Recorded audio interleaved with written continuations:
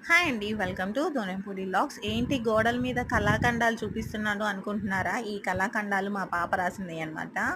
So, మన అద్దింటల్లో ఉండే వాళ్ళకి ఇలాంటి ప్రాబ్లమ్స్ అనేవి చాలా కామన్ గదండీ. కానీ కొత్తగా పెయింట్‌లేసి ఇచ్చిన ఇల్లు, మళ్ళీ వాళ్ళకి ఇలాంటి భయంకరమైన కళాఖండాలతో ఇచ్చామంటే బెదిరిపోతారు. లేదంటే పెయింట్‌లేపిచ్చమని సింపుల్‌గా చెప్పేస్తారు.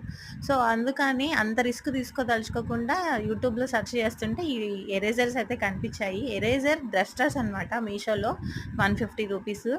దీన్ని యూజ్ చేయడం చాలా సింపులే. కాకపోతే చాలా జాగ్రత్తగా చేయాలనమాట. నీళ్ళల్లో ముంచి దాన్ని బాగా పిండి ఇలా ఈ కళాఖండాల మీద గట్టి గట్టిగా రుద్దాలి. ఆ పెన్సిల్ మరకలతో పాటు ఏసిన పెయింట్లు గూడా ఊడొస్తున్నాయి. చాలా జాగ్రత్తగా వాడాలనమాట.